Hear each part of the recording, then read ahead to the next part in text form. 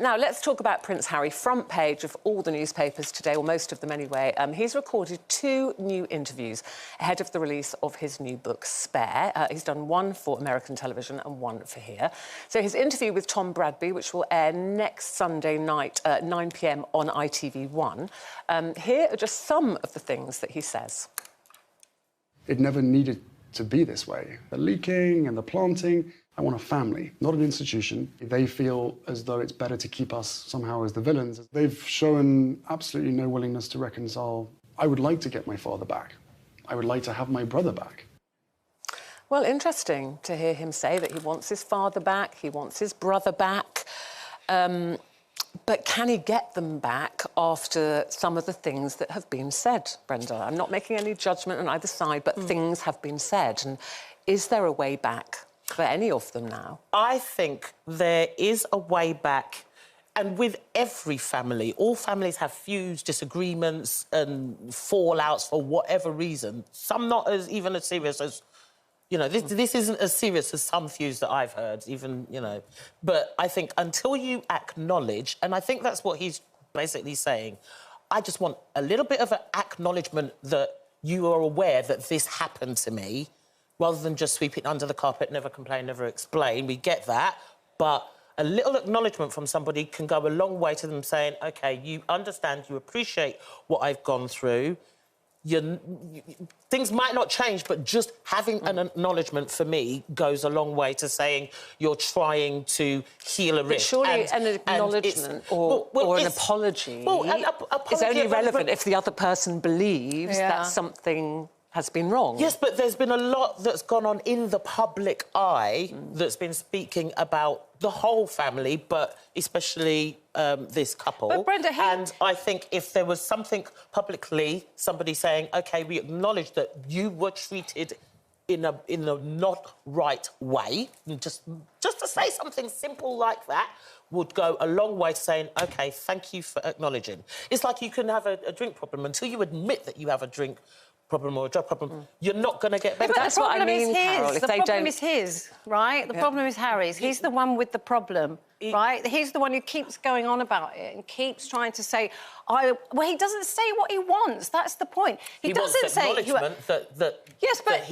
Brenda, here's the point. He acknowledges himself that the royal family never complained, never explained, so they're not going to do that publicly. And they know full well that even if they did think they were in the wrong, as Ruth says, and gave them an apology or an acknowledgement or whatever, Harry and Meghan would make it public. So it's not going to happen. And the thing is, I think it's easier said than done, obviously, a reconciliation, but it can happen, and it needs to start with Harry putting a sock in it, frankly. I mean, he does need to stop going on and acting like he's a perpetual victim, because he's not. It's all one-sided. It's a one-sided story. We only hear what they have to say. The royal family are never going to say anything. Kelly, and Prince Charles did actually say, not Prince Charles, King Charles, sorry.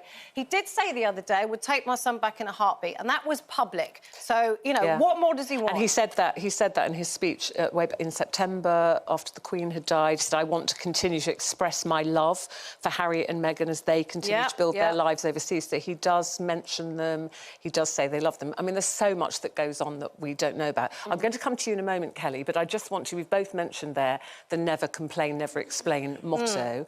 And in the interview that Harry's given to American television, this is to Anderson Cooper, this is what he says about that motto. There's a lot of complaining and a lot of explaining. Endless. Being done through leaks. Through leaks. They will feed or have a conversation with the correspondent, and that correspondent will literally be spoon-fed information and write the story, and then at the bottom of it, they will say that they've reached out to Buckingham Palace for comment. But the whole story is Buckingham Palace commenting. So when we're being told for the last 6 years, we can't put a statement out to protect you, but you do it for other members of the family, there becomes a point when silence is betrayal. It is. Silence is betrayal. It's very powerful. Kelly, the thing is, it is a bit they said, we said, he said, she said, and none of us really know.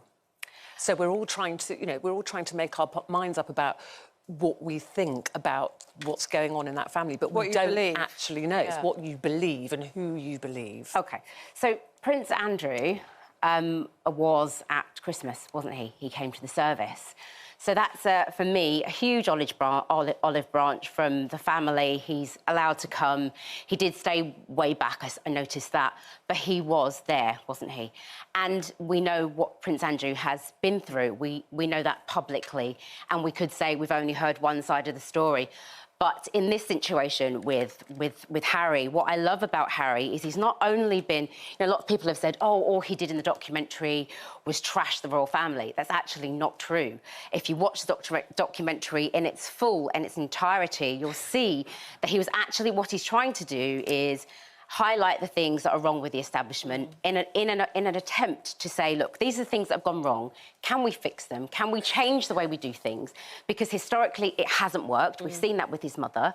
Historically, it hasn't worked. It's happening again, and it's not just to him. There's other members of the family that have talked about these allegations of the way that the establishment handle things. Can we change that, please? Because it's not working. It's damaging people's mental health and causing rifts. Can we change the way we do things? It's what we've done historically, but it doesn't mean that it's always worked. To get that done, should you not be doing that privately, like Carol was saying? Because everybody's nervous about talking to anybody else in case it becomes public. Yeah. So if you want to sit down and have a conversation with olive branches and can we discuss this and can we move forward, surely that needs to be private. But they have and said the fear is, they did try to do that in private. They have tried to do that in private on several occasions and it hasn't worked. I think Harry's second wave of interviews is probably a bit of that kind of, OK, the documentary was filmed a long time ago. It's not a documentary, though, remember that. It's a story. It's their story. It's not a documentary. But it is a documentary because it's documented... on their lives, it's documented factually. And even... it's not but you don't get even the people that were... the contributors, the historian and the writer, weren't even told what they were contributing for. So they were coming from a place of an unbiased opinion based on what they'd seen. Still opinion, though. Yeah, but equally, Carol, the things that were said in the documentary were factual on their part. So if... Of course, it's their truth, but there's no other truth, is there? There's no other story. There's no other side. You can't just have one side to the story and then go, oh, that's the fact. But you've even got members of the press who were found guilty of doing those things, admitting that what they did was wrong, admitting that they were fed information. So, what are you going to say that about every documentary, that what the contributors are saying is untrue? Yeah, you're talking about the Netflix documentary. This is moved on from the Netflix documentary, so this is publicity interview, and the book is coming out on the 10th of January. So this is pre-book launch interviews. The one that we were talking about there with Tom Bradbury, Harry, the interview, it's called. That's going to be on ITV1 on Sunday at 9 o'clock, and the other one was for 60 Minutes programme on CBS in America, and that will be Sunday at 7 p.m, which I think we'll be able to then see here the next day, I believe. Can't wait. Anyway, it's one of those, you make your own mind up, you watch what you watch and you listen to what you listen to, whether there will ever be an answer to it. But, it seems very sad, doesn't it? A family It is so sad. broken. That's the bottom line. It's sad. really sad. And it's A broken family, it is. Hey, Royal Sussex squad, let's get into it. Prince Harry is once again front page news, and not because he's attacking anyone, but because he's finally speaking his truth. In 2 powerful interviews, Harry says he wants a family, not an institution. He's not slamming anyone. He's asking for honesty, acknowledgement and healing. But instead of support, the media twists his words and calls him a perpetual victim. Please. Where was this energy when Prince Andrew was front and centre at Christmas? But Harry, who dared to protect his wife and expose a corrupt system, is still being vilified. The hypocrisy is wild. He and Meghan Sussex have faced leaks, lies and betrayal, all while staying dignified and compassionate. So to those saying, put a sock in it, no, we say, keep speaking up, Harry. We hear you and we stand with you. If you're done with the double standards and royal gaslighting, hit that subscribe button and show love with the super thanks. Let's amplify the truth.